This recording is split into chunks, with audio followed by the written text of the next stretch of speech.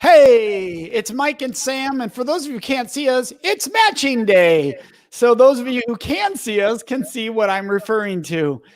We've been talking about whether this would happen one day or not. Today it has happened. How you doing, Mike? I am doing great. Sam, thank you for asking. I appreciate that. Are you feeling good? I am feeling good. Lots of good stuff going on. That's good. You're looking good. I just want you to know that. Well, thank you, Sam. So do you. Well, thank you. But yeah, I'm not going to let that. But I'm not going to let that go to my head that you said that.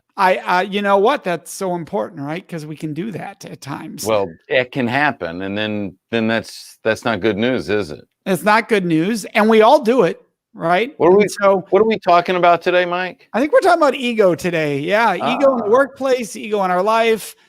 We all do it. I think one of the weird things, not weird, I guess everybody has their own defense mechanisms, and that's part of ego, is the person who says, well, I don't have an ego. Just so you know, I'm saying this, but I don't have an ego. Well, first of all, if you don't have an ego, you don't have a human brain, because it's literally a part of the brain.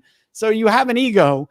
And the fact that you're telling me you don't have an ego means you're very conscious of your ego, because you're worried about your reputation, how it looks. And that's all ego. It's all ego. Yeah, it's when people say things like that, it's kind of funny, because it's usually the exact opposite. That's the reality. I heard someone say, and I don't think this is original. They said ego stands for edges got out, and I think that maybe an excessive ego. We all have some ego. We should all be proud of the things that we do, the things that we accomplish, the relationships that we've built. I think that's all really healthy. But I think when it gets unhealthy is when our ego drives our actions, when we're doing things to feed our ego, when we want to make sure that people know about those things. And when it gets to be excessive like that, then what happens is we're really not making decisions and leading from the heart. What we're trying to do is just feed this false sense of, I'm good, I'm better than others, I'm better than most. And when we go down that road, it's a bad experience. Absolutely, it is. And it's a matter of catching ourselves, right? And that's the challenge with ego. Because when you're in a state of ego, you believe it is right. You believe it is with logic and rationale that you have that belief or that thought. And so it's very hard to tell somebody in a moment of ego. And I've had people do it to me right now. That can come off as arrogant. You're like, that's confidence. So there's this fine line, because sometimes it is confidence and you need that ego. And other times it is over the top. It's not healthy. So Sam, do you think some defining differences in when healthy ego appears, because ego is healthy, or when it becomes unhealthy? I think this,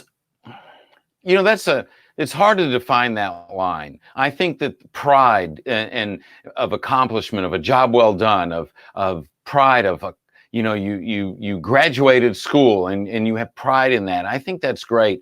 I think ego starts to position you against someone else. And that's when it's negative. It's comparative. Well, I have this, she only has that, or I've done this, they've done that, or I've done this, they're here. And when we start comparing ourselves like that, and we're using that to make us feel good, then many times we fall into the trap of trying to actually put people down to artificially boost us up. And there's no accountable leader that's ever going to act like that.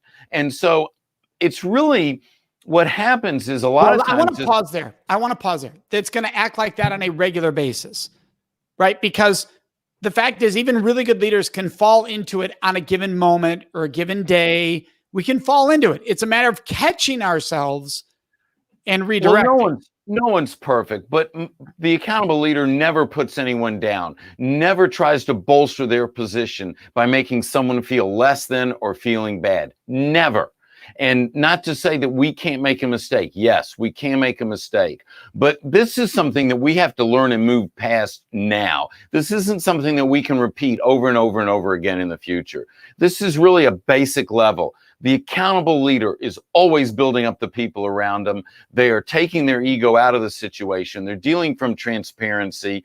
And quite frankly, they're saying that you know what, we fail together, we succeed together, we're in this together. And they're saying, I am not perfect. I do not expect you to be perfect. If someone is saying that they are perfect, then their ego is totally out of whack. Oh my goodness. Yes. Yeah. All right. Let's use it though on something that relates to our industry. So, because other people can relate to their industry. People could say that Sam's one of the leading or one of the foremost experts on accountability. That's true. So if it's on your website, if it's coming from you, it's a comparative statement. It is a point of ego, but it's correct. Well, it helps people differentiate from you. You know, I've always gone by the guide that it's not for me to determine if I'm an expert. It's for someone else to. If you as a peer says, oh my gosh, Sam's the expert in accountability, well, then I appreciate that. When my clients say, oh my, you know, Sam's the final word in accountability. He's the most trusted voice in accountability. All these accolades. Well, do they go to my head? I'm hopefully they're not. Am I proud that people say that I built that reputation? You bet. Well, I put them on my website. I'll put them on there with quotes around it as someone else who has said it. It's not for me to take that position. Yeah, I love that statement. And that's what people would say. Sometimes people in my line of work will say, well, what makes you an expert? And I always say, I don't determine that. That, you know, exactly. People told me, people in the industry said you're one of the leading, they determine that. And so I don't get to make that call. What do you think are some other major faux pas we can all fall into with ego, Sam, that happen on a regular basis? Well, I want to stop. I want to say your comparative comment is brilliant. And I think anybody watching this could stop and use that as a trigger point. Am I comparing? The moment I am, that could lead. That's an ego point.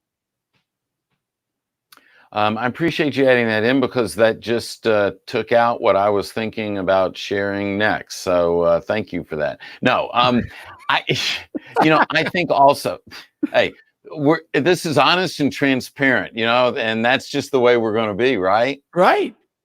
Now, here's the thing with ego.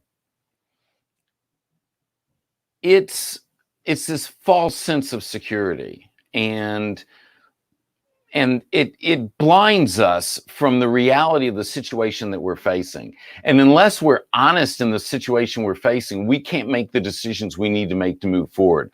So ego actually holds us back. If we think we're better than that, if we think that we've got this nailed, but we don't, then we aren't working to improve. And so this false sense of ego actually traps us in a place of underperforming in an area that we want to convince ourselves that we're all that in a bag of chips. Yeah, I think it almost always leads to complacency. I can kick back because I am, right? And versus you will meet people who say, I'm one of the greatest in the world, and I will not settle for that, right? That's a different mentality. That I won't settle for today being that. I have to be that every day. Now that's people argue whether that's healthy or not, but that is a different viewpoint for sure. Like Denise is saying, if the team accomplished something and you take full credit, that is ego. That is without a doubt. I'm going to give you a great story of that.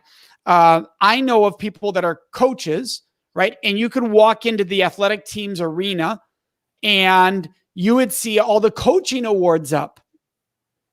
Next to all the athletes awards. And I would always be like, the coaches awards don't belong up there.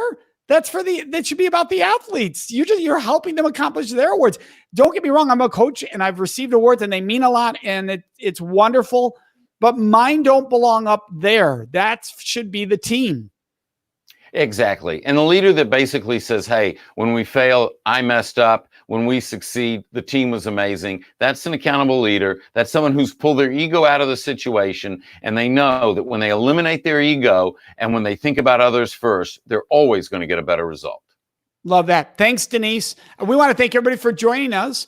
And we want to make sure that you know where to find us. So as always, remember that is on places like YouTube, youtube.com/Sam Silverstein/Center for Respect. Remember, you can subscribe there. You can leave comments. You can click on the bell to get notifications. We want you to do all of that. And then same iTunes. Mike and Sam, have a great day.